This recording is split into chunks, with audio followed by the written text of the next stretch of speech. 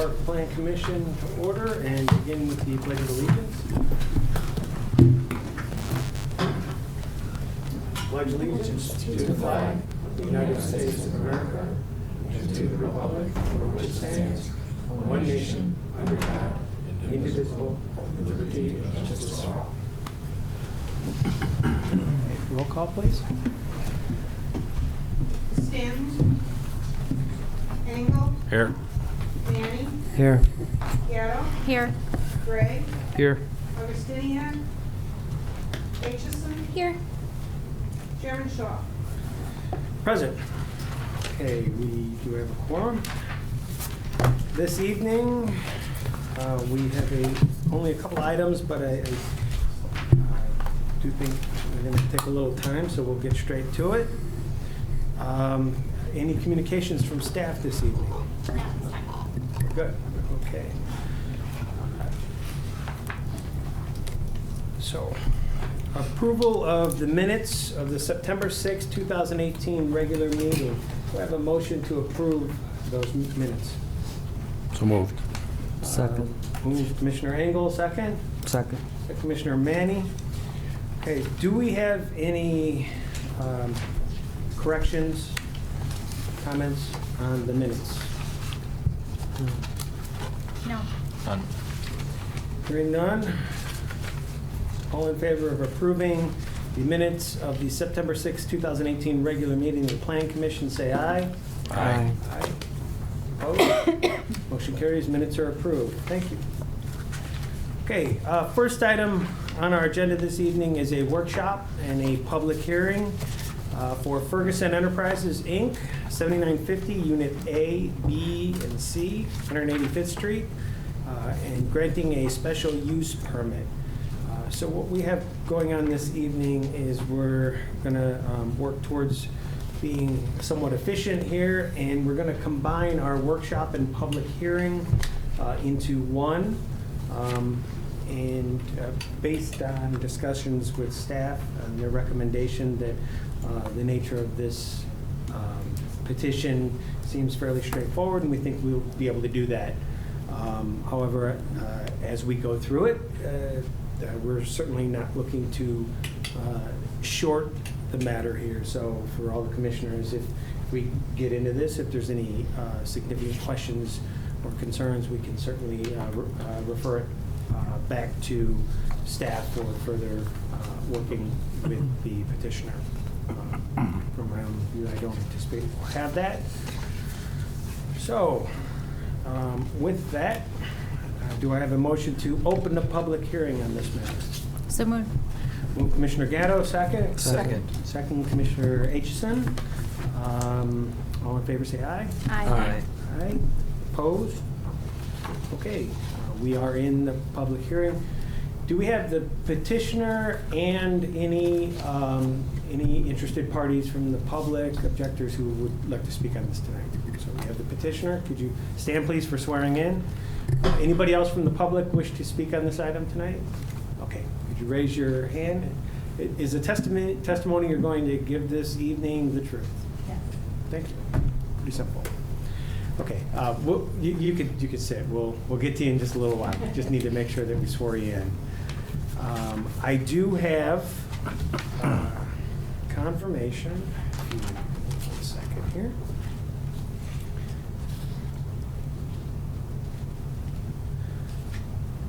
Okay, I do have confirmation of proper public notice of the public hearing. So, thank you. And with that, we can move straight to the staff presentation. So this, as you said, this is a special use, the workshop and public hearing being combined in one. So this was a special use for a business to operate that involves a retail showroom and sales. The retail showroom and sales use is incidental and compatible with the permitted principal use of this company, which is warehousing, wholesale, and/or distribution. That's Ferguson Enterprises is the business requesting the special use, and they're looking to go in at 7950 185th Street, Suites A through C. This is in the ORI Office and Restricted Industrial Zoning District, and in the Hickory Creek Planned Unit Development Zoning District, which is a pretty heavily industrial and office type area in our town. So on the screen is the one angle of the proposed building they're looking to go in and showing kind of the 2 or 3 existing tenant spaces that are there now will be on the far north side or on the left of the photo. The proposed business would occupy 32,458 square feet of space in this building. 10,494 is going to be utilized for a showroom. And then 3,148 square feet will be kind of a sales, we'll call front counter pickup center there. The rest of the space will be office and kind of warehouse space, which is a permitted use. Wholesale and distribution uses are are permitted in the ORI district. However, the proposed on-site showroom and the kind of retail sales that'll happen incidental to that do require special use approval. Retail uses in general are kind of traditionally restricted or prohibited in the kind of ORI zoning, as well as like manufacturing zoning, just because of the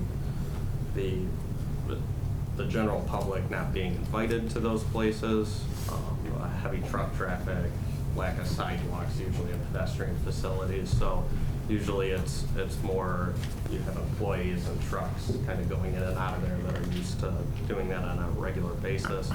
So that's why this is typically a special use for any type of a retail operation or somewhere where the public might go that's not used to coming into the area. So here's just a quick overview of where it's at. It's at the corner of 185th and 80th Avenue. There's kind of a larger overall view of that. You'll see it's kind of mixed in between our 2 kind of big industrial type parks there. Hickory Creek is where it's at, and that kind of goes to the east of this. To the west is Tinley Crossings, I believe, pretty heavily industrialized there, with a few kind of unincorporated areas that are in Will County that are in there as well.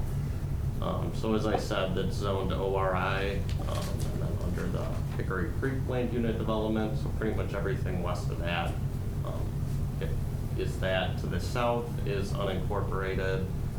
There's a residential home there, but it's, I think, used as a farm, a small farm there.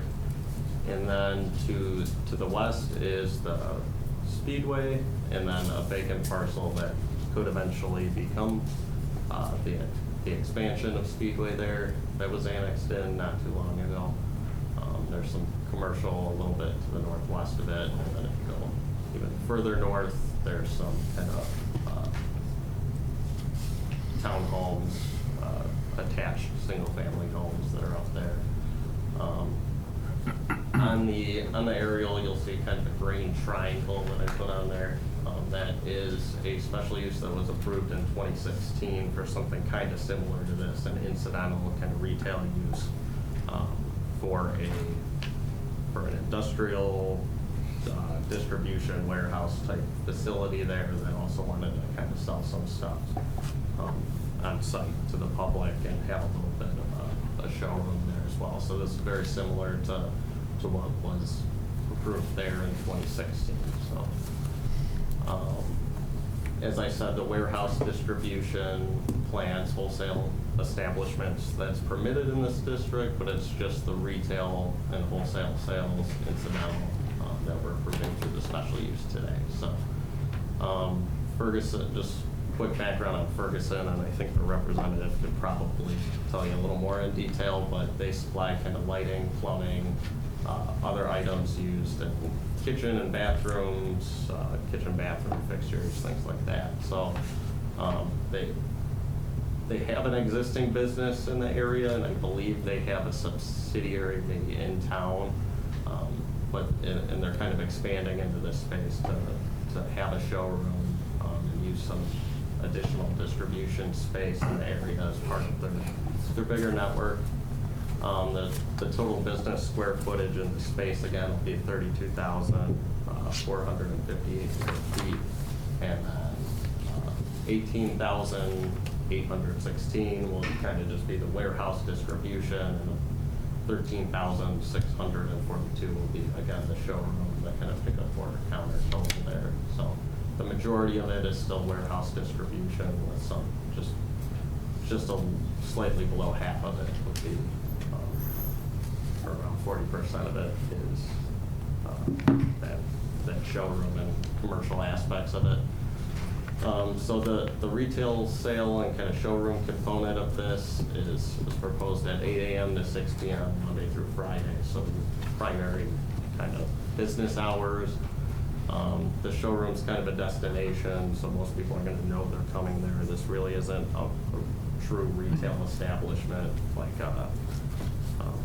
any type of a retail store you just swing by. So they're not really looking for the drive-by traffic to stop in there.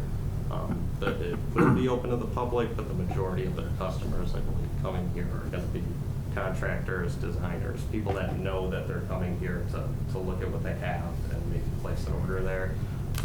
It sounds like rarely, if ever, it'll be just someone from the public swinging by for one item. But from what we hear, it can happen. So here's kind of just a floor plan layout of the overall building. There's 3 current tenants in there that are kind of similar uses. Actually, you could probably almost build a whole home with the businesses that are in there. So there's like a wood supply company, there's like an HVAC company, an electrical supply company, and now you're adding in kind of plumbing and everything else. So they're all kind of that similar distribution of home goods in the area. So here is their proposed space. So again, most of the back is going to be warehousing. You'll kind of have a showroom of some of their goods, a little bit of stock there, but mainly just a showroom of all the products they have, and then kind of a sales pickup counter for this to be convenient for contractors or designers in the area to kind of swing by and pick up something that they need. From a parking perspective, they'll have up to 22 employees and a maximum of kind of 8 customers that they're anticipating, for a total maximum that they're thinking of 30 cars. Through our kind of zoning calculations, there's about we calculated 29 spaces are needed for this space based on the square footage and the uses. They have a total of 156 parking spaces on the site. There's 101 in the front of the building, 56 that are kind of in the back that are primarily kind of utilized right now by the current businesses as their employee parking. So Ferguson's got about 40% of the building space, but they're going to be utilizing well under kind of what their proportion of the existing parking is, which would be 62.4 spaces. Here's kind of an overview of that parking lot, and that's pretty typical to what I saw when I was out there a couple different times, which is it's almost full. It's 60% full now, and they almost don't use any of the parking that's out there in front, just because it was designed that you could have a lot of that space could be offices, while most of it's actually warehousing. So there's not quite as many employees or any type of customers that really stop by on a regular basis. So this will be on the far north side as well, kind of far away from the existing businesses. There's kind of plentiful, convenient parking if they're just stopping in to grab something. And then also kind of separate from where the trucks are. So there's kind of 2 different entrances to access the site along 185th. So trucks typically use the one to the east, and then most of your customers going to the space will either come in off 80th or come in off the west side of 185th. So that's it for our staff report. You can go through the standards when you need me to do that. Okay, sounds good. It's fairly straightforward, and so we'll go ahead and hear from the petitioner if you'd like to speak. Thank you for coming. Thank you for having us. My name is Devin Glenn. I'm with Ferguson. I'm a director of finance with them. And ultimately, I wanted to speak towards the retail use, since that's what the special permit is for. Ultimately, our showroom is more of a selection center. So think of appliances, plumbing, fixtures, ultimately lighting as well would be kind of like a model for our customers to come in and make those selections to then be distributed by another warehouse that's actually in Addison. So very rarely would we have these customers take material from our location here. If we did, it'd be very rare, and probably like a floor model that we wanted to switch out, as we do like to keep up to date with the different brands that are out there. And ultimately, that's why we're applying for this permit, and wanted to explain the piece of retail and what that entails. So we're a plumbing wholesale distributor, so we do everything, I call it everything but the floor up. So it's lighting, plumbing, appliances. In some areas across the country, there is cabinetry. That's not something we do here locally. And the destination showroom is a model that we're following. They do have destination showrooms in many parts of the country, as we're across the 50 states. So that is another reason why we're looking to expand that in our district here. So, All right. any Great. questions? We'll go through the full commission, but I don't want to force you to stand there the whole time. Okay.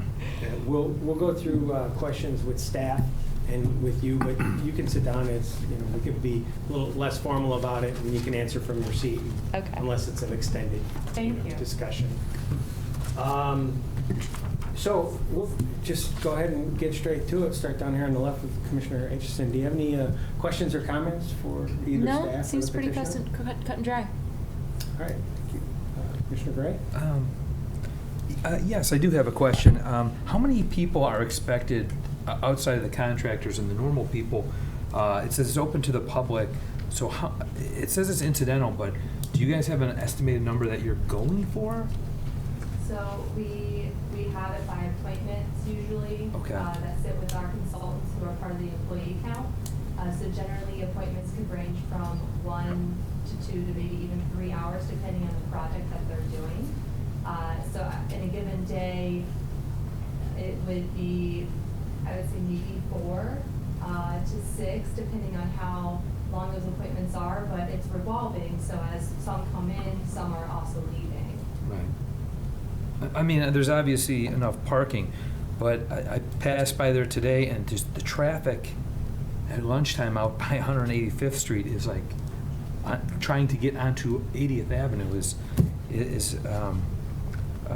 pretty tight, to say the least. Are there going to be any modifications to the structure itself? It's just going to be all interior, the showroom? It's all interior, so to separate the space, there would be walls that Okay. would go up. But besides that, it would be, hanging electrical lighting, and otherwise we kind of stage the little staging Sure. of, we might have what looks like a working kitchens in Mhm. different areas, just to kind of model the products. But it won't affect the outside, the exterior of the building No, itself? it will Okay. not. And actually, off of 80th Avenue, because you have that land all bermed up in front of it, you don't really get a good view of the building to begin with. But that does it for my questions. Commissioner Shaw? Great. Commissioner Engel? I have no questions. All right, thank you. Commissioner Manning? No question. No questions. All right, great. Dan, I do have a question for you here real quick. I noticed we had a report here on the desk. Is that, other than the picture, is it the same as the one in our packet? Yeah, so that was, we noticed today that like the pictures didn't show up on the electronic one. Yeah, Okay. it is, yeah. So we just did that, so you guys had the That's picture. fine. I just didn't want to have to do a, Otherwise. comparison exact here. same, just as- all right, fair enough. Excellent. So I just want to clarify that the petitioner is a tenant, not the owner, right? Correct.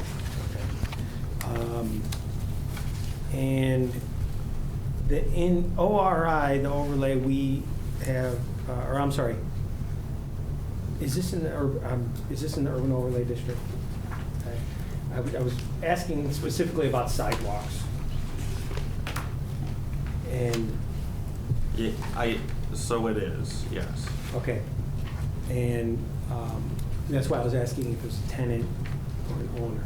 So ordinarily, I'm a huge proponent about getting complete sidewalks and working towards that in the community.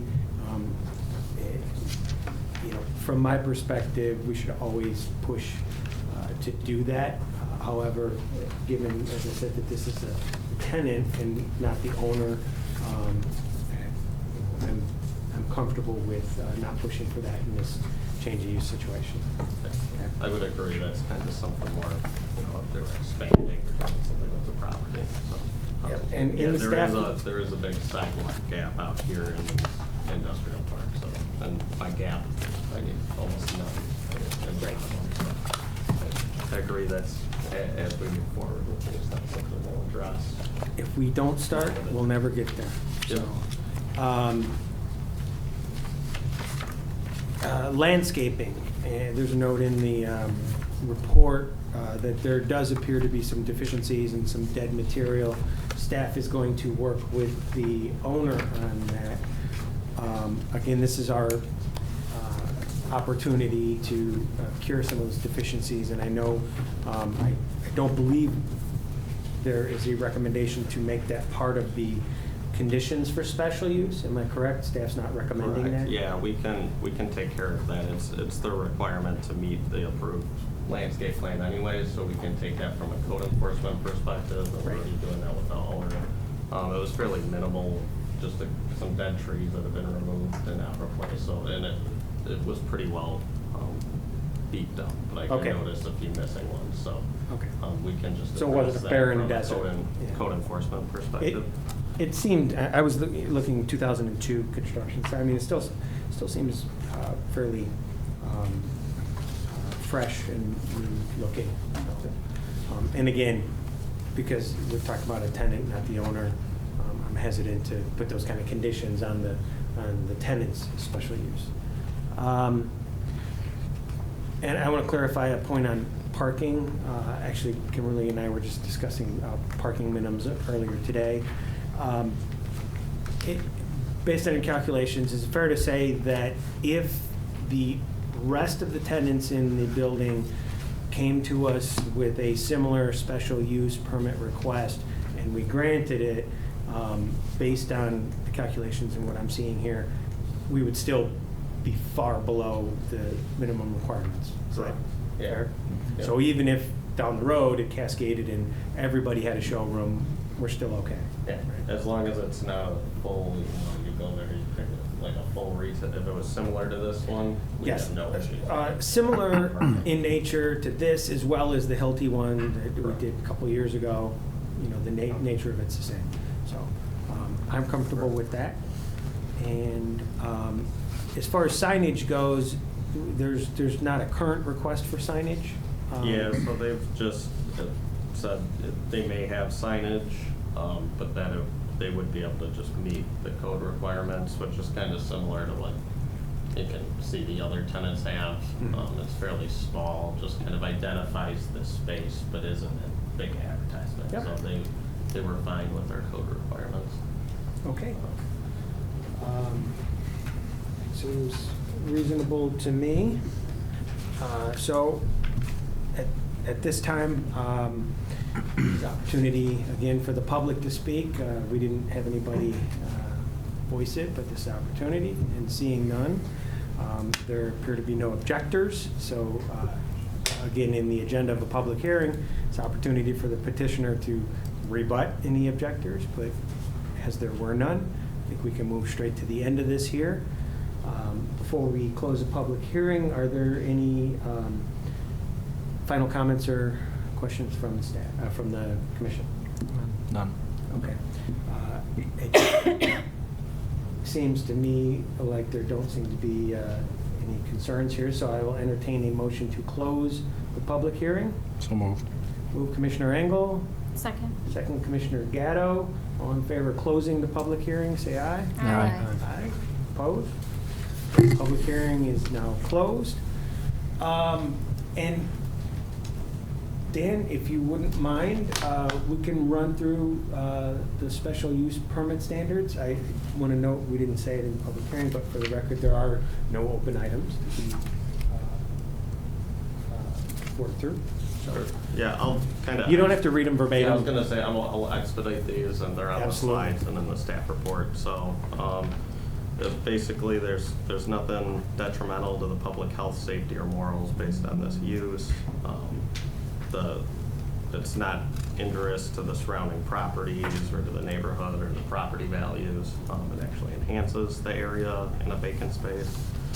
It won't impede any orderly development. It's in an existing property that's well-served by utilities, access roads, drainage. It's in compliance with all of that. Adequate measures have been taken for ingress and egress. I think this actually is set up pretty well for this with 2 separate entrances. There's enough parking on the site as well. The special use kind of conforms to everything else. There's no other kind of variations or requests that they're doing, so it'll be in conformance with the rest of our codes. And then having a new business in town and kind of expansion is always good for economic development. So it'll help enhance our economic development in the area. Kind of fits in with what else is out there. So, Great. quick summary. All right, thank you. I appreciate it. I did have one more question for the petitioner, and I'm potentially asking this question outside of the public hearing, because you may not be prepared to answer it. It's really more out of curiosity. For my part, I appreciate business coming to town, as Dan mentioned, adding to our economic base. I'm just curious how you came to select Tinley Park, and we're happy to have you. Just interested if you had a comment on that. Sure. I don't have all the details, but I can speak to what I do know. Our HQ does just a demographic search as we wanted to expand our business. And one of the items that we know we wanted to expand was our showroom and selection center. So we did a demographic search, and based on home buyers that we had out there, trade contractors, designers, Tinley Park was an area that we didn't really have a lot of presence in, and it was in an area that would have allowed traffic from outside areas also to come at least view our products, because like I said, we have a shipping center in Addison. We also have one in Rockford, so between the two, we can cover this area very well, and I think that's ultimately, they found a space that would be able to hold what we were looking for, and it kind of just met a lot of our, or I guess checked a lot of our boxes. Excellent. Well, we'd like to check all the boxes. Yeah. So, I appreciate you speaking that. I wasn't sure if you'd be able to, but I appreciate that. It's very encouraging to hear positive for the community. So, with that, I, at this time, would entertain a motion on this matter. Do we have one? I would like to make a motion to recommend that the village board grant the petitioner, Ferguson Enterprises Incorporated, a special use permit to operate a business involving retail and wholesale, incidental, similar, and compatible to a permitted principal use, warehousing, wholesale, and/or distribution, at 7950 185th Street, Suite A through C, in the ORIPD Office and Restricted Industrial Hickory Creek Planned Unit Development, Zoning District, and adopt the findings of fact proposed by village staff and the Plan Commission at this meeting. Second. So, motion Commissioner Gray, second Commissioner Gatto. Could we get a roll call vote, please? Engel, Yes. Manning, Yes. Aitchison, Yes. Gatto, Yes. Gray, Yes. Chairman Shaw. Aye. Motion carries. Approved. Recommend approval to the village board. And do we have a date that this would appear on the board's? October 2nd. October 2nd. And believe procedurally, because it was unanimous, they should be able to waive first reading. Correct. Further help speed it along and let you get started. Thank you very much. All right. Next item we have on the agenda this evening is a workshop for the veterinary clinic, 17745 to 17749 Oak Park Avenue, site plan approval and granting variations. So, this particular item here is a workshop in advance of a public hearing. And we will head straight into, so are all of you folks here for this matter? I would hope. All right, good. So we'll go straight into the workshop. Thank you. So as we mentioned, we have a business here that is looking to do some improvements in the neighborhood general district. And they are what we call a heritage site. And the heritage site in our legacy plan are those sites that we recognized when we adopted the plan and made the code became what we call non-conforming.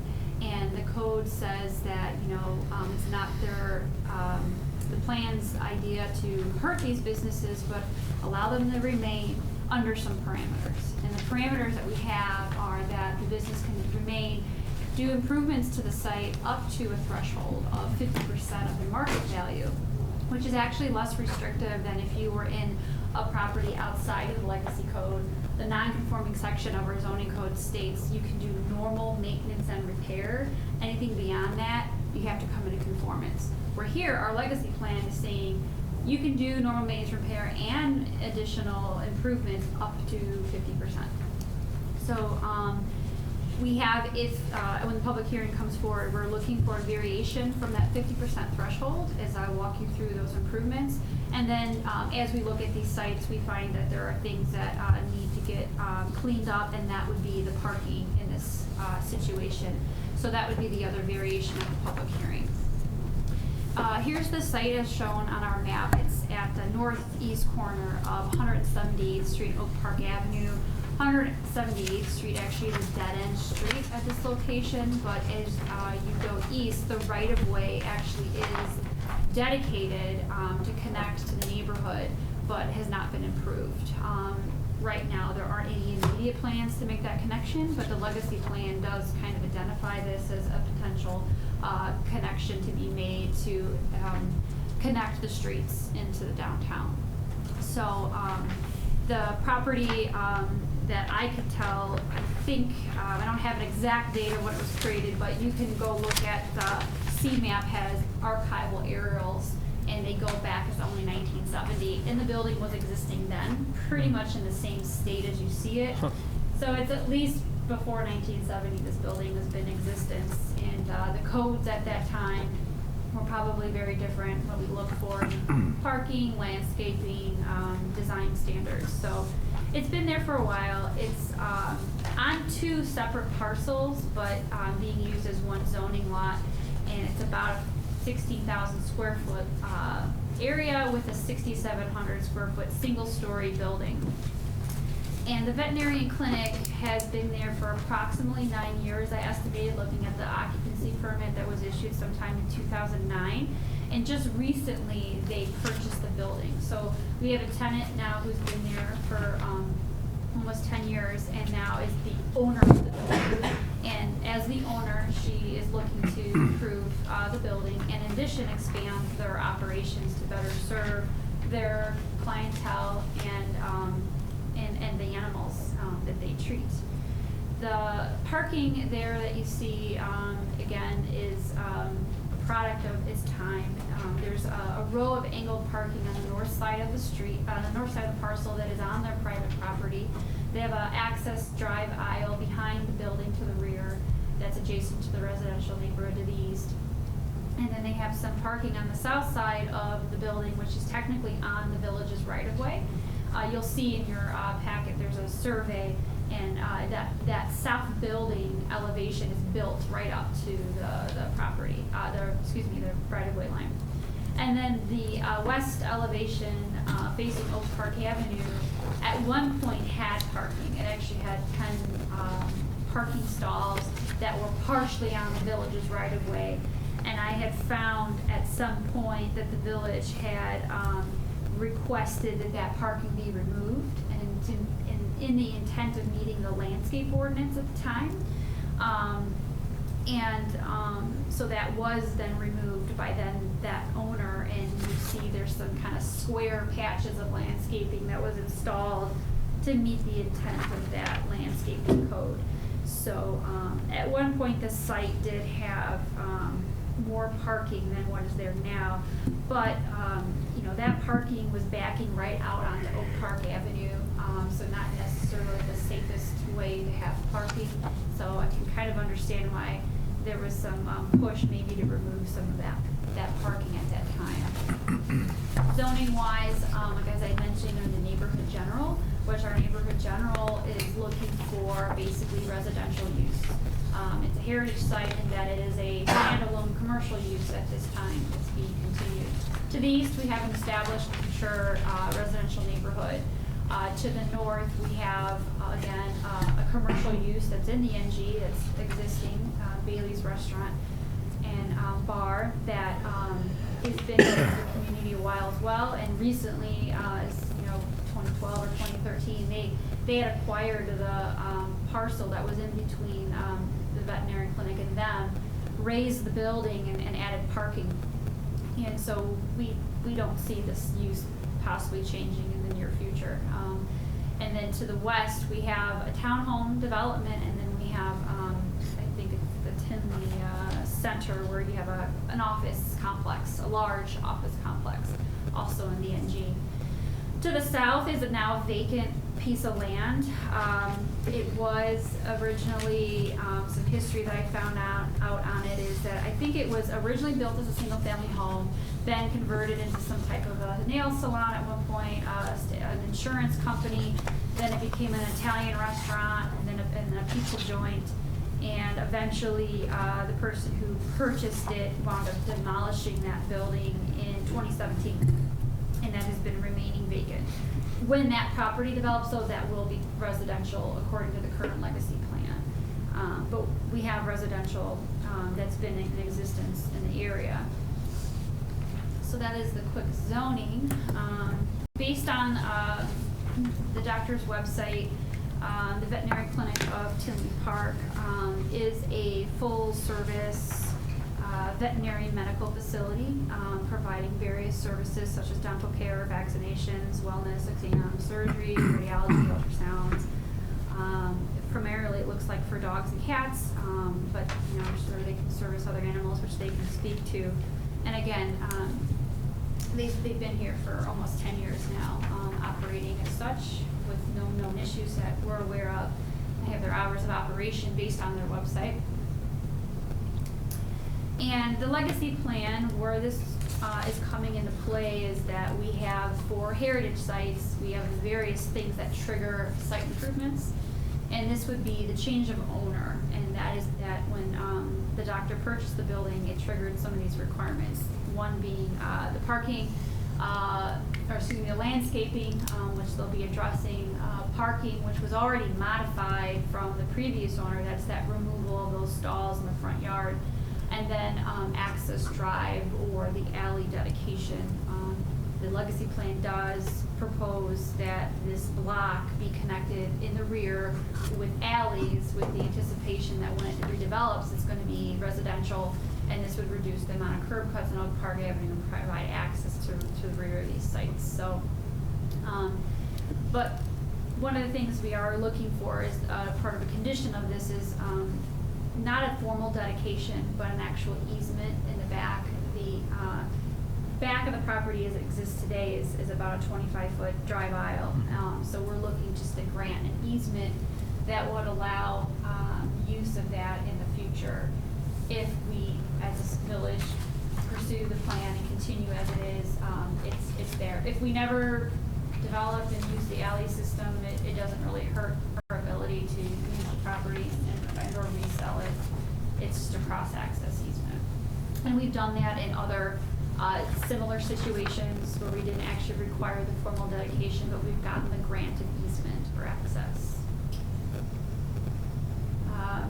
Here would be the revised site plan, the removal of the small asphalt walkway that they had connecting the public sidewalks. We're going to remove that, replace it with grass, and add some shade trees, which is meeting the goals of the legacy plan for landscaping.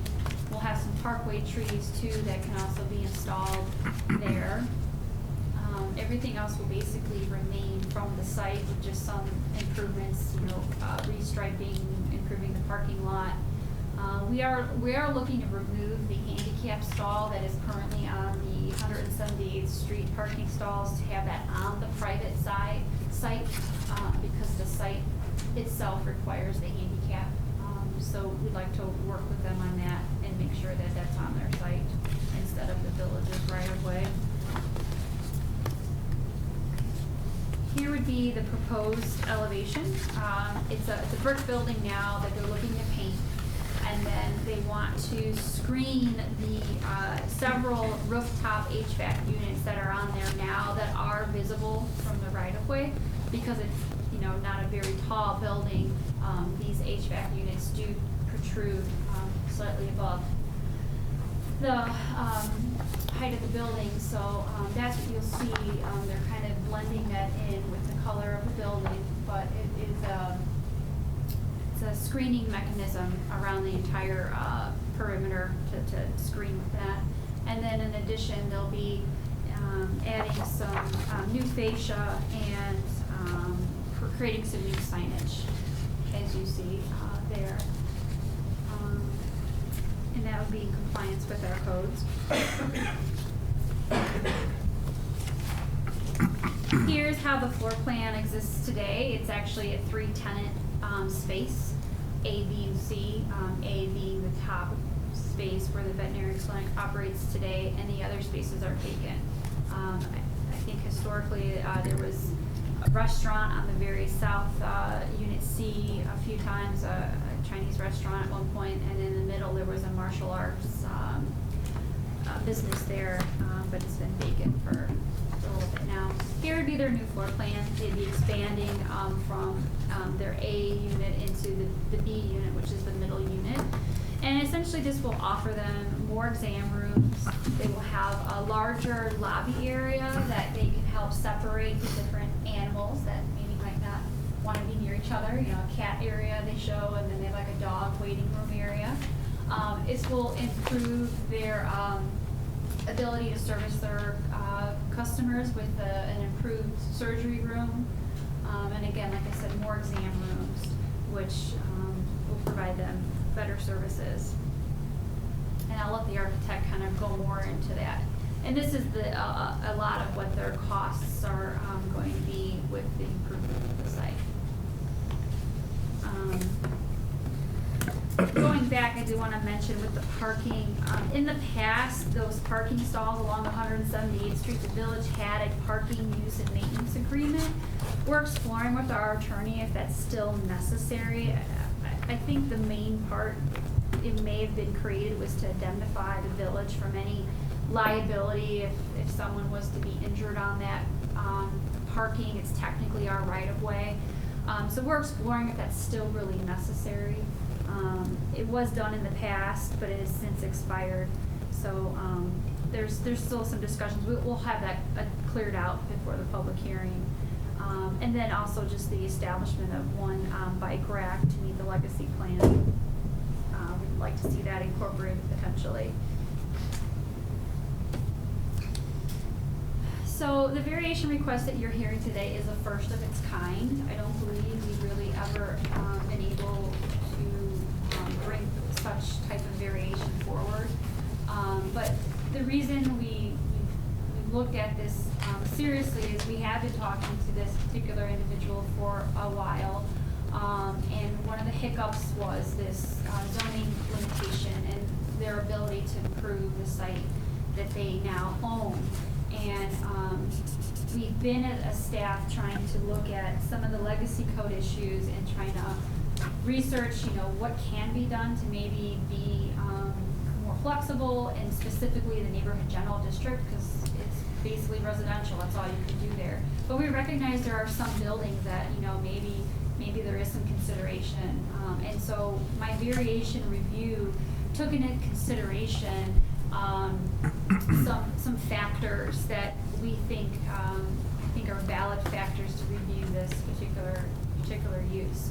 But I wanted to walk you through a little bit the market value to understand how we derive from that. And talking to the chairman today, he thought that might be helpful for the group, and I think that's a good start. So how our heritage parcels are looked at is the market value. Well, what is that? So we go to the assessor's page, and they have an assessed value of the property. And like I said, this property is over 2 pins, so that's why you'll see I have 2 pin numbers up there. So you go to the assessor's page, and they have a total assessed value, and this is what they are as of 2018. And then there's a level of assessment, and the level assessment is for commercial properties is 25%. So you take the total, you multiply it by the level of assessment, and then there's your market value. So $315,000 is what these 2 pins are at. So our heritage site says your total market value, 50% of what you can improve would allow you to maintain as a heritage site.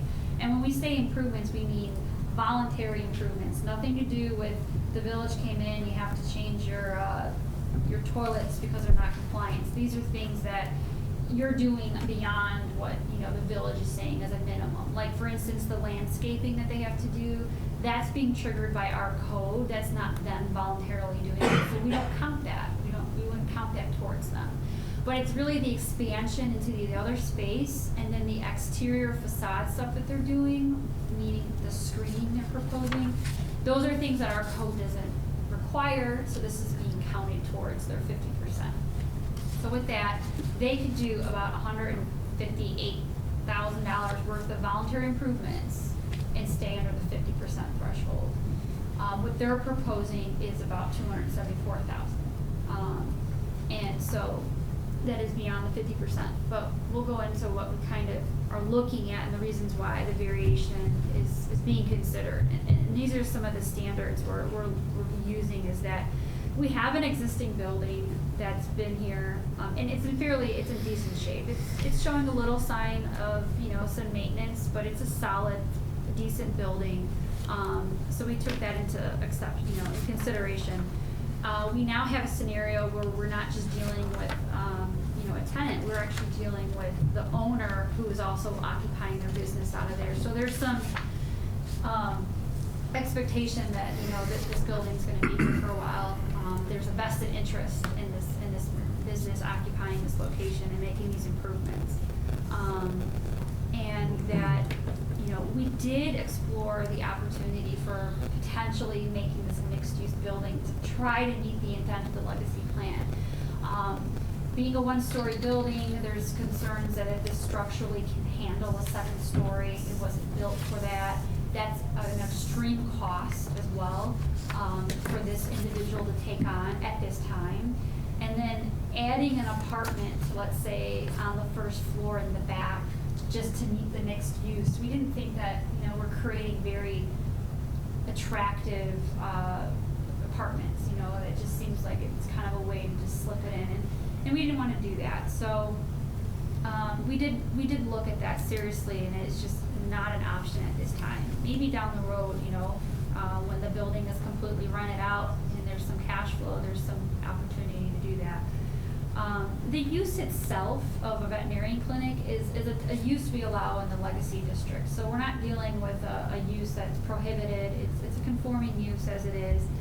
It's located at the end of the block, which also came into a factor when we looked at keeping this as commercial and allowing the improvements. We don't think it'll limit the ability for the other properties in the area to redevelop. We have a viable business directly to the north of them, the Bailey's Restaurant and Bar. Again, recently made some improvements to their site. We don't see that that's going to go away anytime soon. So we took that into factor. It's been existing, the residential properties to the east are effectively screened. There is a fence along the eastern property line. We have some newer townhomes that were built on the west side that, through their development, provided ample landscaping. And the improvements that they are proposing, we think will, further assist and reduce any impacts on the residential that is adjacent to that. So on these factors, we're supportive of this 50% threshold and looking to continue them to allow as a heritage site. And again, this didn't come, staff has really been thinking about this hard because, this is a new kind of variation that we're entertaining, but for these sound factors, we think there's some support for this. Parking, again, we know it's not a perfect science, and we have some on-street parking that the village is willing to allow to be continued until we know what the permanent future of 178th Street. It's a dead-end street. It's not in the harm, causing any traffic issues or anything like that. Again, this property was forced to reduce its parking in the past, so it has the parking that it needs. It will eventually maybe dictate what the future tenant that goes in the vacant spot, we'll look at that when it comes in. We wouldn't want, like a restaurant probably wouldn't be successful here, but they probably wouldn't be looking at this location.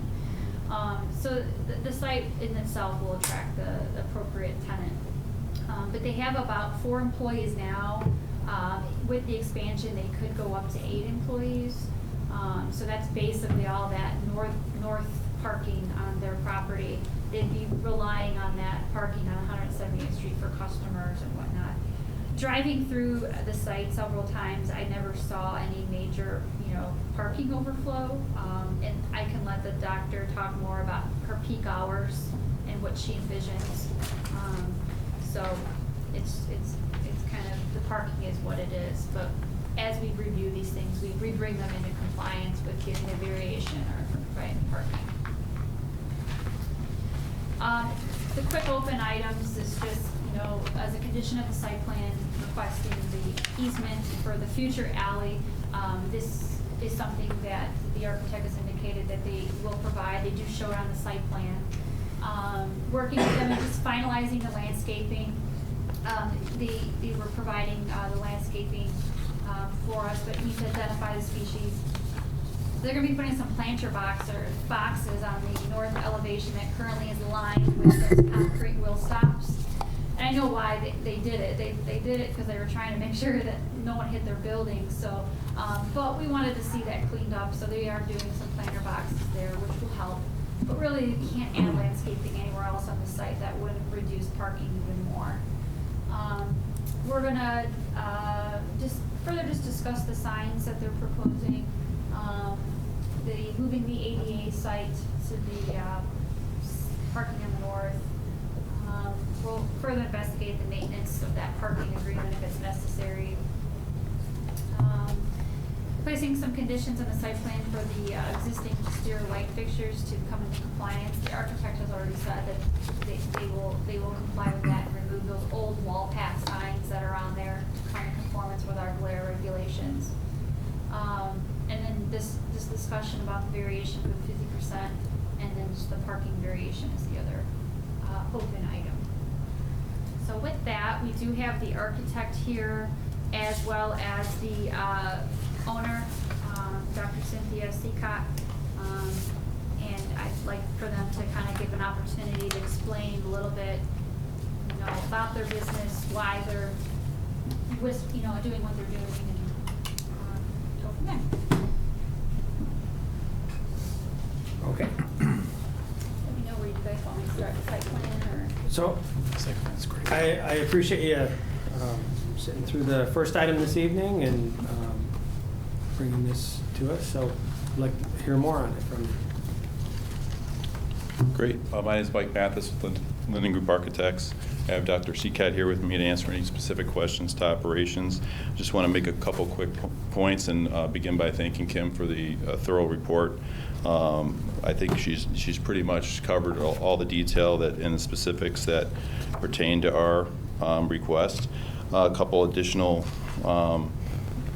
details and kind of background on how this project came to be, and then I want to get into just real quickly going through the open items to make sure you know that we plan to address all of those as well.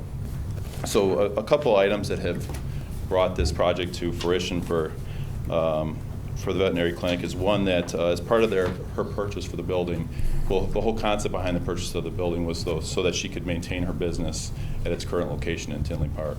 So when we got into this process of looking at, meeting the requirements of her loan, which is to occupy at least 50% of the building, and we found out that there was a potential, stop, that she was limited to what she could do. It was very alarming. So it sounds like we have something that's going to work, and staff has worked with us to bring a request, a variance to you tonight to allow her to maintain this vision of why she bought the building to keep her business here. But with Bank of America, her loan is like I said, requires her to occupy 50% of the building. So the building's currently broken into 3 spaces. So just to make it simple, we've extended her to the existing tenant line, which is about, I think it's probably 60% of the building. So we're just over 50%. So we're maintaining that existing demarc line.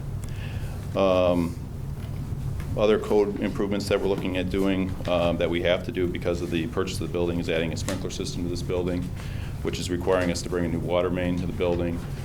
Just additional investments for her that she has to do that just further make this bigger investment of increasing her business a little bit and making it more adapted to the current needs of a veterinary clinic today,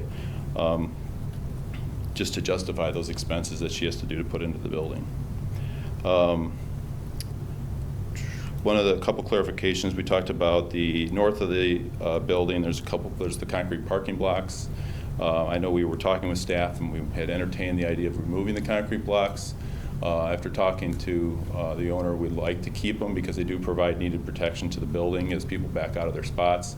But we do intend to improve that area with some planters. So to detract from just the idea of just the parking lots being up against the building, we're going to introduce planters on the building side of that. And I think currently they're round planters now. We're going to try to expand on that a little bit and improve the plantings that are in those planters. Specific to the request on the parking, we'd like to try to get clarification. Kim mentioned that for the future use might be dependent on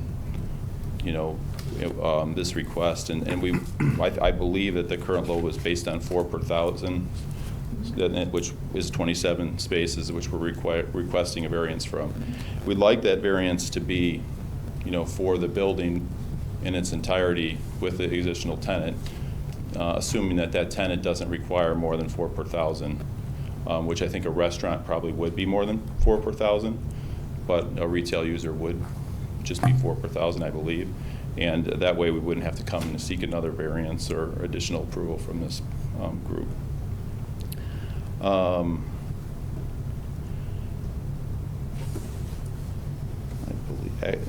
I guess just to reiterate on the following open items, we really don't have any problems with doing any of these, and we were working to put together a landscape plan, identify the tree species, and we will meet all these. On the specific of the threshold, I guess I'm not exactly clear how, with the recommendation, how high that threshold is going to be moved up.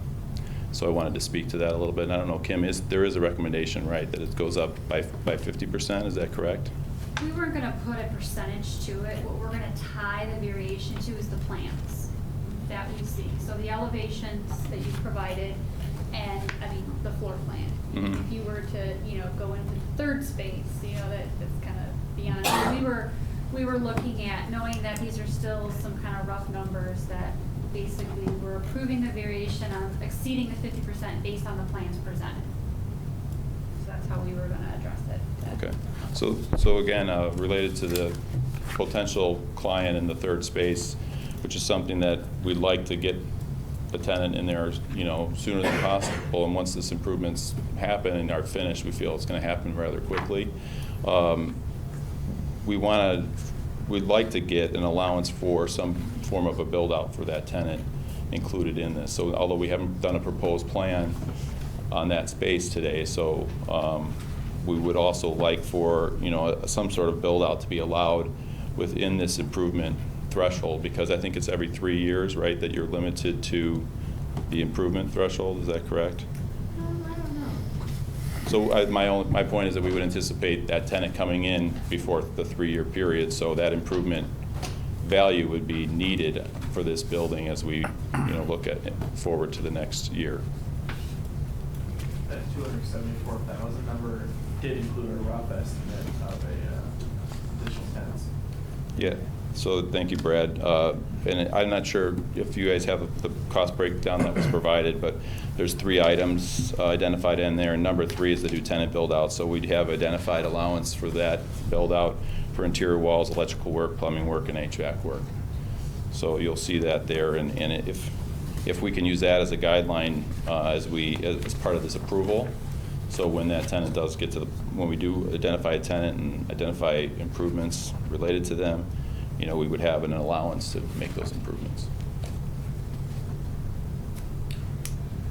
Also, if there's any questions related to the elevations, site plan, floor plan, be happy to answer them. One of the things I'm not sure Kim mentioned she might have is that the increased lobby space is allowing us to have a cat entry and a dog entry, which is a nice feature for keeping cats and the dogs a little bit separate, and allows them to just kind of fear-free philosophy that the cats aren't disturbed by the dogs in the waiting area. So, that's it. All right. Anything else you want to add? Is there anyone else who'd like to speak on it at the moment? As we go through with the commissioners, it's not a public hearing, so nobody has to be sworn in or anything like that. And again, unless you are going to speak for an extended period, quick answers here and there, you could speak from your seat. Kind of informal for the workshop. So we'll just go ahead and run through from the right side down here. Commissioner Engel, any questions or comments on this? I agree that it would make sense to tie it all together with the building, with the parking lot, and the variance for the 50%. And that just make a lot of sense to do it all at once. I don't know what anyone else thinks, but I'm sure they don't want to come here again. Well, so procedurally, I just want to clarify, as with special use goes with the business, given that there is not a tenant and a use identified currently for that third, is that even something that? It's a variation, there's not a special use. Right, I'm saying. Variation runs the land. Right, I'm saying with a special use, Yeah. it would go with the tenant. With the Correct. variation, it goes with the owner. It goes with the property itself, even if there was transfer of ownership. Correct. Okay, just want to make sure. So procedurally, what's being requested, it is within what we can recommend. All right. So, thank you. So just so the staff and the petitioner have a sense of where the commission's at on that point, because it's been asked. I appreciate Commissioner Engel speaking to it. As the rest of you kind of go through, if you have thoughts on it, it would be appreciated one way or another to kind of give your thoughts on it. Commissioner Manning? No comment, just, happy to see that, this property's gonna be, developed and, enhanced, for our community. That's it. I agree with what Commissioner Engel said about combining it with the, funds. I think that's the way it should go. I also agree that the property needs a major revamp, so I'm very happy to see you in front of me. And then my third question is, do you have a problem with parking at all currently? Not that much, actually. No? No, I mean, since the other businesses aren't there and we are using the other side at times, no. And there's times that if there's two doctors there, I will park in Bailey's and kind of have a courtesy with Bailey's that we use, because their peak time is when I'm closed, my peak time is when they're not busy. So we kind of, use it as apartments on there. So really haven't had clients have to drive down the street Okay. to get parking. Perfect. That's Great. all I have. Commissioner Hitchison? So I agree with adding the build-out allowance. My question is, would there be a cap on it? Would there be a ceiling on it? I can look and see how we can solidify that. I know you've given me some numbers, maybe we can make that a part of the approval.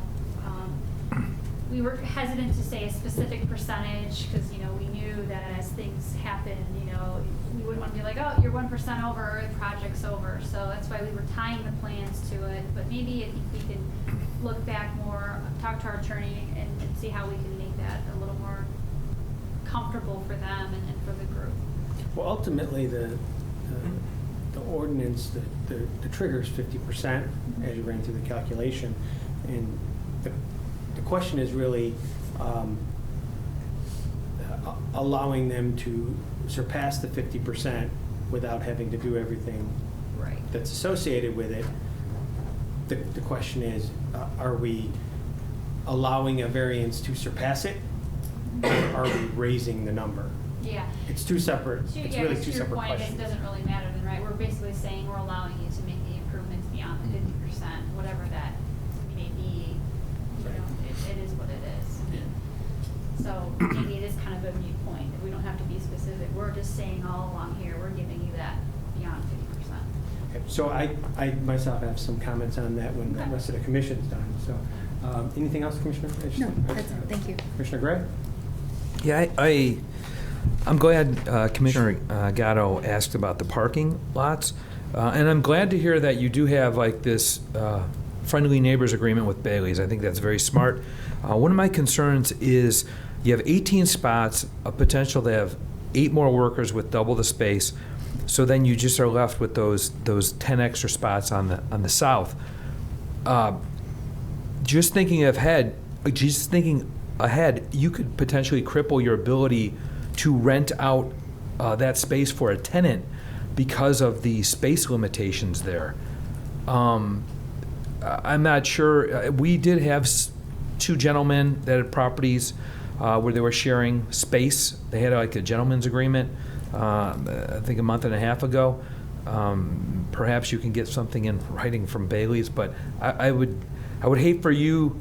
It's good to see it, and I also concur with Commissioner Gatto about that site definitely needs an upgrade. So it's a welcome change to hear this, and I appreciate the staff's thorough work in investigating all these alternatives. And I concur with Commissioner Engel. I think putting it together to do it all is a smart idea.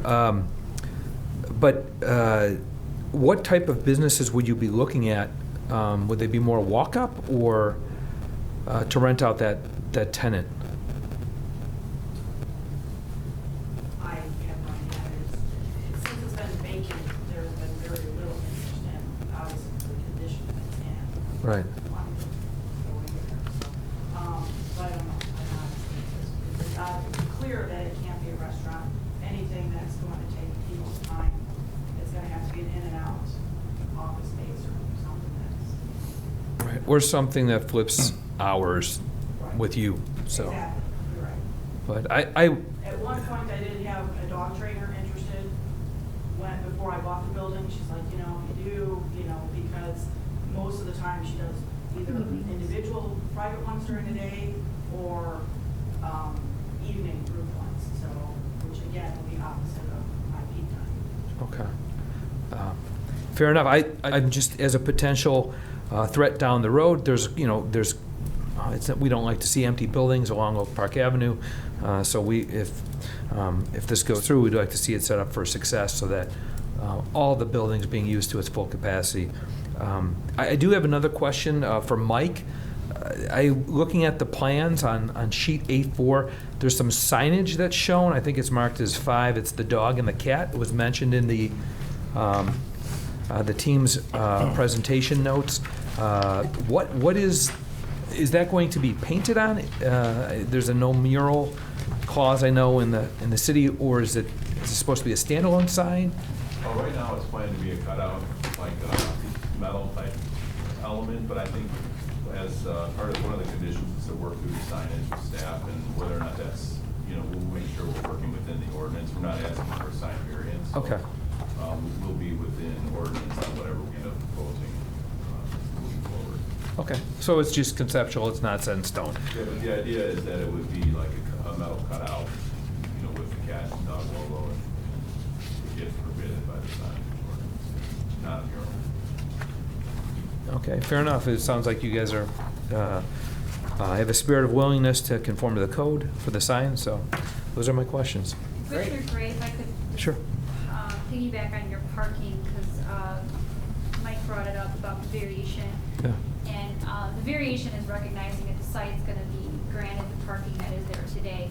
What I mean by the limitation of the potential tenant is exactly what you kind of pointed to. Yeah. The district would allow for a retail use, but we as staff, when we review these change of uses, can look at the parking on the site and what the needs are of that tenant.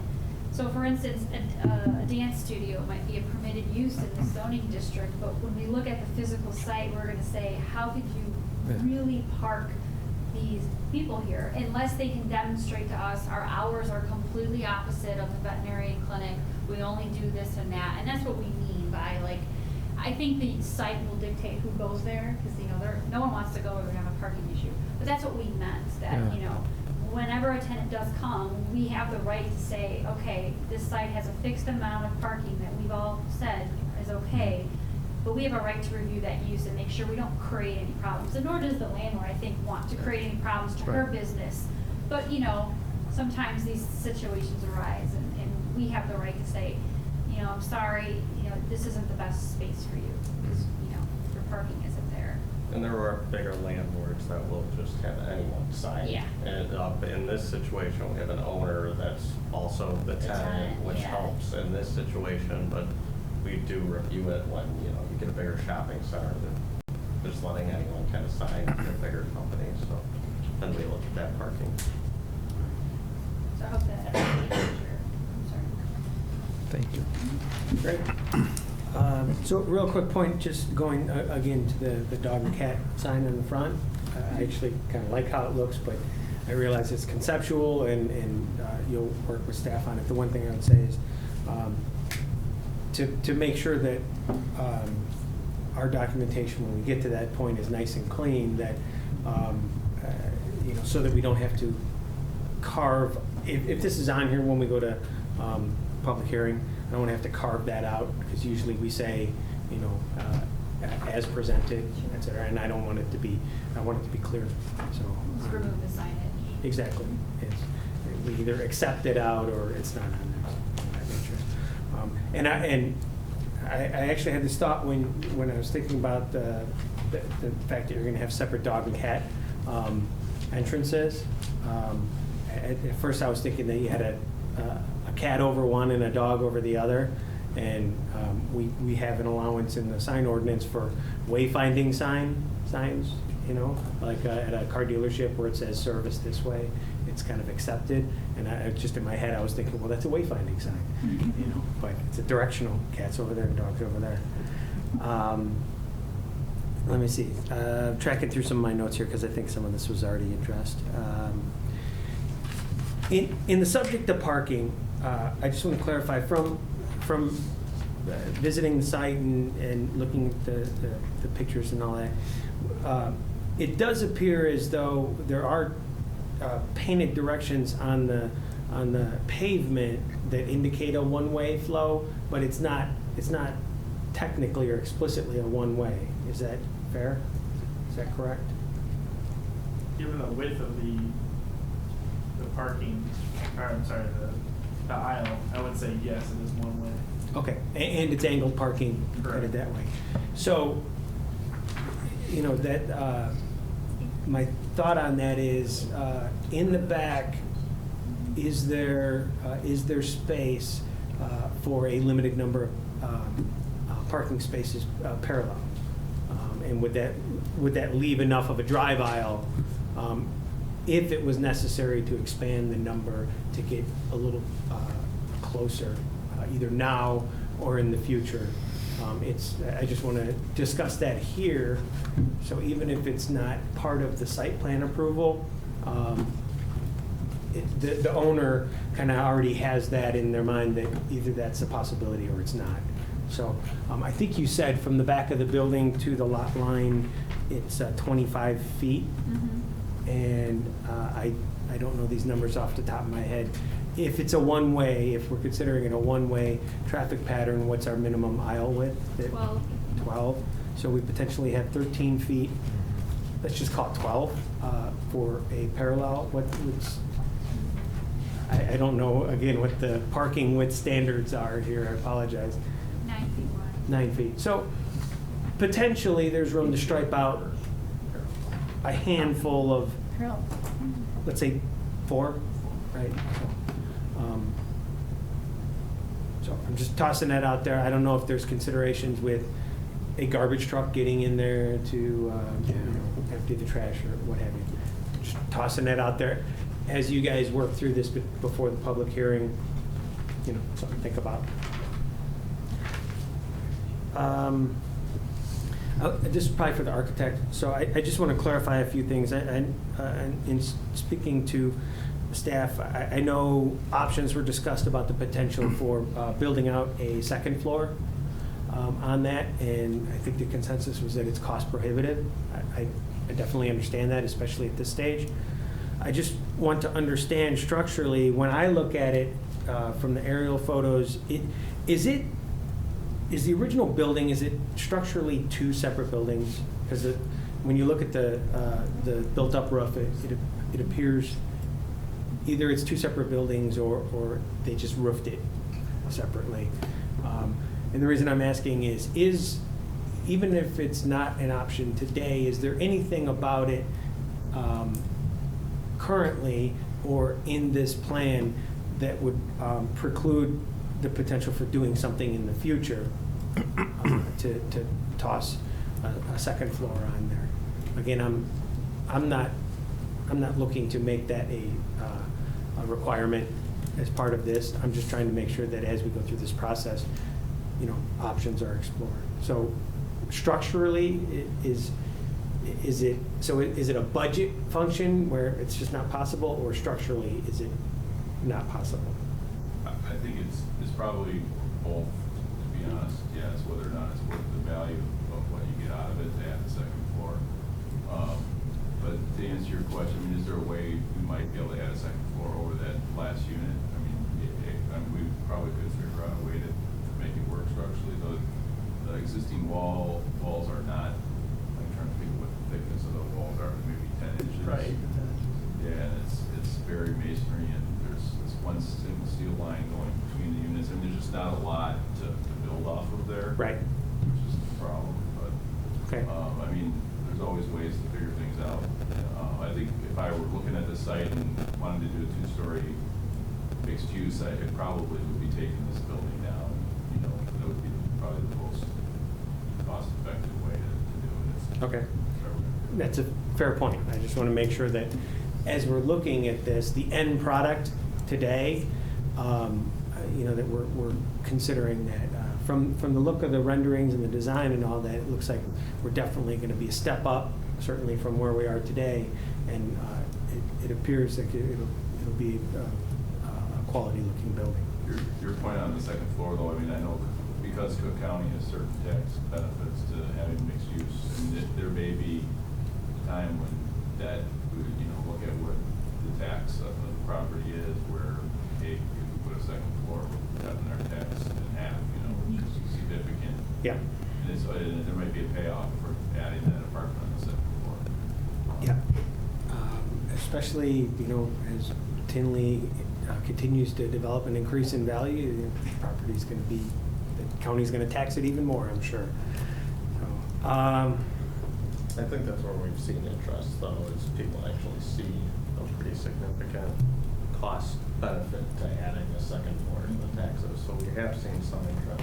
Oh, it's tremendous. We've seen many cases here that we've gone through with that exactly. So really quick, the practical difference between an easement and a full dedication, if that's easy to summarize here, just so that we're all on the same Yeah. page. The easement, it remains their legal property, and it just gives the village rights to, say we're gonna have access to it. It's like when you own your home, you give the utility companies easements in your backyard to run the necessary things that we all need for cable and electricity. But it's still your property, you own it, and it's, counts towards your lot. A dedication would be then literally removing that 25-foot by whatever the length of the lot is away from their lot area, the property that they own. It is no longer their property, and that might, hurt them in the future. If they ever do down the road try to sell a property, they, don't own that property anymore. Right. So that would be, this is the lesser of that, and it just, again, if we never do the alley system, if the area is never developed, it really is a moot point. Right. No, and that's fair. When I look at, with rights come obligations. So again, if the village went for full dedication, which we often do, with that comes liability, right? So I'm fine with that there. I just want to make sure that as we go through this, we're on the same page with it. Moving the handicap space to the north side, is that something that we're just going to work between now and the public hearing, and it'll just be part of the site plan? We don't need to make that a condition, or is that what you're recommending? Yeah, I think we haven't had a chance to circle back on that one, so we can, at the public hearing, have that finalized. Okay, so we'll work that out between now and then. And one of the things the owner asked is looking at capturing the aisle space that there's a planter along the road there. I don't know if you can see it, kind of planter. If that, I don't know if that could be removed and capture a little bit of extra space to get aisle space. That's required as part of the landscape. Well, the parking lot is gonna move up here is what they were trying to say. You're saying remove That this one, one? right. Oh, okay. I haven't really looked at it and what the setback is for the parking on the street. I think that was required to meet some of the landscape, but that was put in when all that parking was removed. to meet some of the- when I moved in. Yeah, so that was, and that's the kind of Have you buffer reduced in between the size? sidewalk and the parking, parking stall, they get a little, I think even Bailey's, and as they go down the street, there's some kind of buffer there. I think that's what this. Yeah, they're different sizes, the north and south planter sizes. The north is If the north one could be reduced even to allow for better handicap, I may still be able to preserve a regular space. Okay. So I would assume, all right, so we're bringing this up here. I don't think we need to resolve that here, but it's an item that Yeah. you folks will work with before we get to public hearing. One thing that I would think, if you get to a brick wall on that, so to speak, and you can't figure it out, where the existing space is, I realize the intent here is that that's a village property, village right away, and to meet the code, the space has to actually be on their property. I'm just speculating, you'd have to check with the village attorney. I know you're doing that on whether or not they need a parking agreement Right. on the south side anyway. I don't know if we're allowed to grant a variance to not have a handicap space if they have an agreement with the village to have it there. So, Yeah. potentially, if it can't be worked out, if the space just simply doesn't work out there, there's clearly room for it on the south side. The problem is that it's village property. So if the village attorney thinks that an agreement can be worked out and it requires a variance, and we can recommend that variance, then perhaps that's an option. To, in effect, keep it where it's at, you know, whatever's required to do that. Am I correct that this property's outside the new TIF, right? I don't know that. Okay. I have to look at that. I personally don't know the southern boundary of the new TIF. Does Yeah, anyone else I'm happen to know? familiar. Okay. They would be eligible for some of the Oak Park Playbook grants. So the sprinkling, that is one for code Okay, compliance. and they'd be that's eligible kind of for. exactly where I was going. Yeah. If being in the TIF, you know, if there's any funding sources either today or down the road that Yeah, might. no, the best opportunity for them is the grants. Let's see. The existing, where the parking spaces were removed a while back and we have the grass out there, I have noticed, is that a lot of times veterinarians have a space for the pets as they walk up. Is that kind of the thought there, dog waste, et cetera? Okay. I mean, that's where we walk them currently. Okay. And I think it's good that you have that there, because if you didn't have it, you'd kind of be at a loss. So I think this was actually brought up earlier, and it sounded like something that you needed to research. The 50%, I actually was looking at the code today. I couldn't find the answer as to whether that's a cumulative percentage, if it's if it's cyclical every 3 years. You know, we probably should kind of figure out what that is. And I think that's all the questions or comments I had in on there, other than this is not really about this project per se, but as Kimberly mentioned, this is really the first one of this nature that has come before the Plan Commission for the legacy code. So I wouldn't necessarily call it a test case, but it's certainly out in front, and we're trying to find our way through here without, you know, kind of opening the floodgates. What I would say personally, my view on the 50% rule in general, the amount that this project happens to be over is pretty significant. It's just from the rough numbers. You went to the next screen before I could write them down. I didn't want to make you pull them back, but I thought it was like 120 or something in there.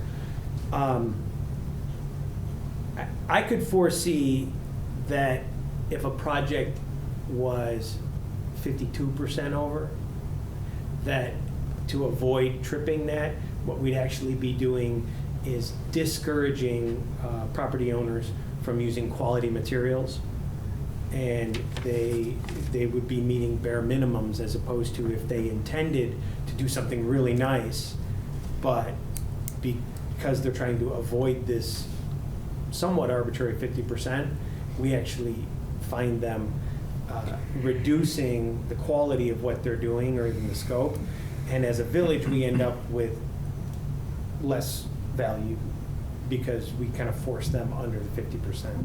So that happens to be one of my problems with the whole 50% concept. I understand and I tend to agree with the principle of where it's going, but when you get down to the application of it, and especially when we get on the margin, it really discourages quality and increased value. And you know, clearly, I haven't seen the detailed budget of what you're proposing, but I would guess that if you cut corners and really shave the budget, you could probably get it under that, and then you wouldn't need a variation. You wouldn't even have to request it. So in the spirit of making sure that we get the highest quality improvements that we can without just kind of throwing the concept out the window, that's kind of where I'm at it. I personally don't have a better idea than where we're currently at with the 50%. If I did, I'd be proposing it. But that's kind of why I tend to be more inclined to go where staff's proposing here. I mean, to your point, the screening that they're providing, I believe it's a metal, the metal material.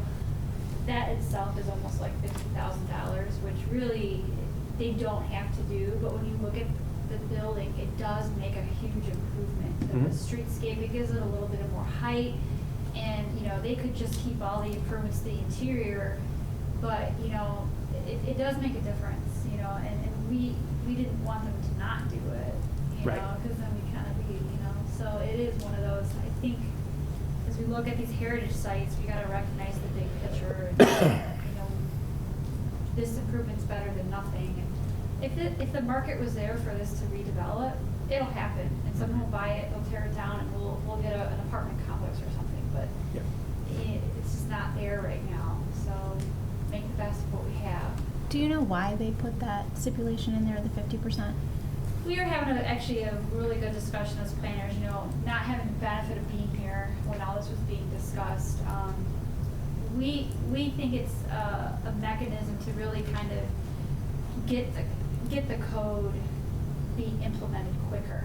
I think that's what we kind of were thinking, that was just that mechanism to really, you know, push things to happen sooner than Or not later. be quite as harsh too, since Yeah. this was kind of changing zoning to, if we would have gone by our normal code, everything, the moment it changed the use, changed hands, it would immediately have to change. So this also did the opposite of what could have been done, which is way harsher, to give them, okay, here, we'll give you a little bit of leeway to kind of make some improvements, you know, make it look okay, but we don't want to let that go on forever.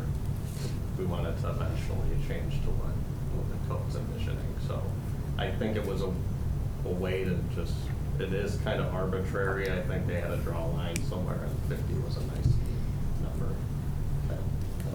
To a degree, all rules are arbitrary. I mean, speed limits and, you know, all of that. So, but it's a fair point, and I know Commissioner Manning was on the Community Citizen Advisory Commission? Citizens Advisory Commission, and they took a really hard look at the legacy code, and there were some recommendations that came out of there, and it continues to be something that's on the horizon for the village staff, and I'm hoping that very soon we could start to visit those sorts of things.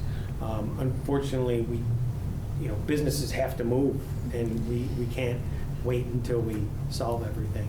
So I think this is what staff has proposed, from my view, is a good proposal to move forward and help businesses get going without throwing everything out the window. We're still trying to hold to the spirit here. As we move forward with development, we can begin to look at the legacy code. I've stated before that the borders of the zones themselves, I think need to change. This particular block being in neighborhood general, which again, as Dan just said, if we didn't have the 50%, it would be just change of use, and you could tear it down and build a residential building. I disagree with the current borders of many of these zones. I think it really hamstrings our development, and so those need to be revisited. So, but that's off topic for this one. Are there any further questions or comments from the commission? Does No. staff, I'm sorry, did you? Nope. Do you feel that you have enough Yep. guidance and answers to get a sense of where the commission's at for all the open items?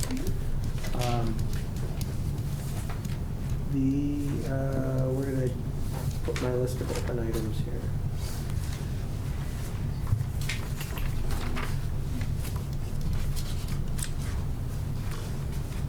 Okay, so let me just run through these here real quick. It didn't sound to me like anyone had any questions or concerns about the easement in the back, parkway trees. Proposed signage is going to be dealt with, and so I don't think we have to worry about that. Talked about the parking. in agreement. Bike rack, it didn't seem like there was any objection there.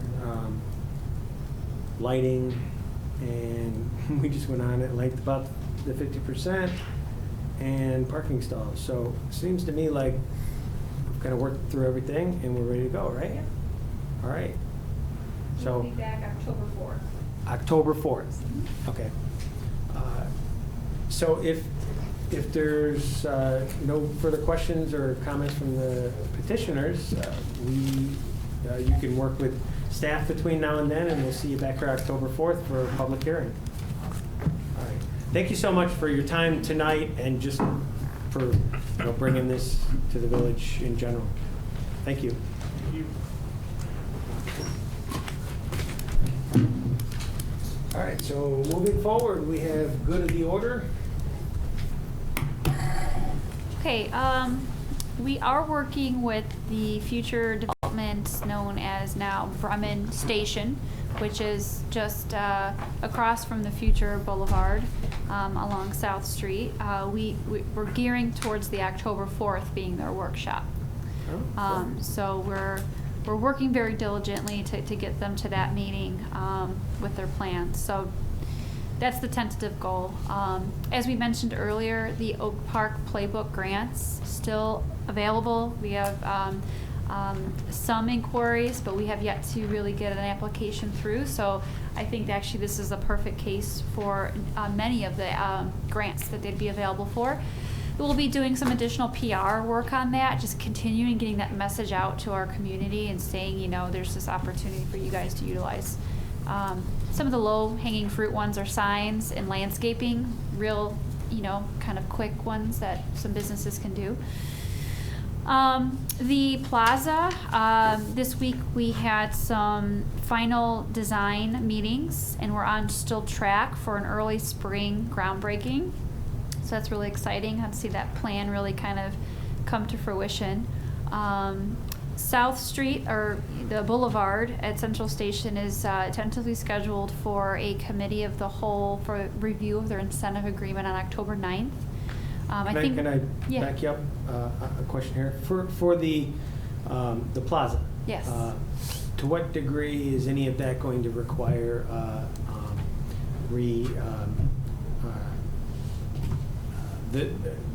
not zoning, but review? No, I'm sorry, the parcels at the plat, re-subdividing or anything, or is the plaza not going to come before the Plan Commission at any point? I don't know. I can double check with Paula on that, and if she, 'Cause it seems like a pretty substantial plan. Yeah. And almost like a micro master plan, and it doesn't. I haven't heard anything about it coming before the Plan Commission, and that I find that surprising. Yeah. So we can definitely. I can talk to her and see what the anticipation of the public kind of process there would be for that. So right now it's been a lot of the figuring out the design and all those kind of hard numbers and that. So that's what they've been kind of doing. But good point.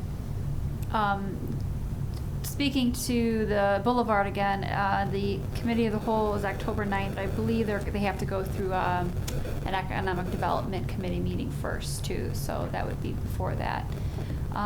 We did have, at the last Economic Development Commission meeting, we did have a discussion about the legacy plan.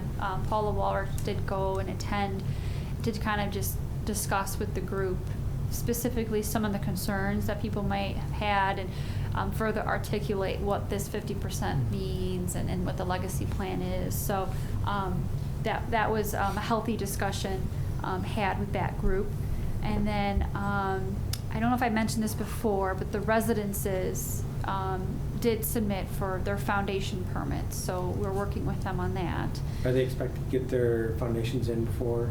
That's what their goal is. They're trying to get that in. We've got to work through some engineering stuff with them, so we'd like to get them there. And that's for all the buildings? Yes, yep.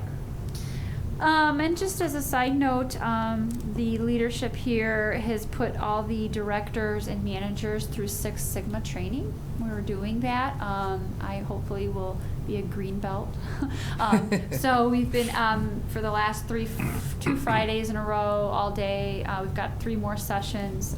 We're all as a team going through this training together, and it's all great knowledge and just looking at our processes, and everyone is looking at how to improve and to be more efficient and how to look at things from a process standpoint, and it's been really helpful. And I think we intend to take what we're learning and really apply it and continue on with this training. It's through NIU offers this, and it's been really beneficial, I know, for me. It's allowed all of us, all the departments, to be talking together as we look at ourselves and our processes. So That's good. As evidenced by even the first item on the agenda this evening, I think there's a lot of opportunity for the planning department and plan commission, that process, to really be more business friendly. And as we saw tonight, sometimes it's good to have a workshop. Actually, this evening's agenda was perfect for it, because the second item really did need a workshop. Yeah. And the first one, staff recognized that, it could probably go through, and it was a thorough discussion. And because we were able to come to consensus on it, not only did we get through it in one evening here, potentially we streamlined the village board process as well. It's always best for the businesses when we can do that. And so anything you can bring to this process through lean and yeah. TQM and any of that, I'm on board with it. Yeah. And next week, I will be out attending the State American Planning Conference in Springfield. Starts Wednesday and ends Friday, so I'll be attending that. And Dan will be getting married next weekend, so. Oh, man. Can't go to the Yeah. It's the first state conference I'm missing. in a Yeah, long time. so, I mean, yeah. It didn't make the honeymoon? He didn't schedule his wedding around it. That's what I'm disappointed. You would have been able to expense it. Yeah, so, but that's exciting. Not going to Springfield. Honeymoon in Springfield. That would not make a good movie. So that's it. All right, excellent. Anything from the commissioners? Nope. Nope. Okay, receive comments from the public? Seeing and hearing none, I would entertain a motion to adjourn tonight's regular meeting. So moved. Move Commissioner Engel, second Commissioner Manny. All in favor, say aye. Aye. Opposed? We are adjourned. Thank you.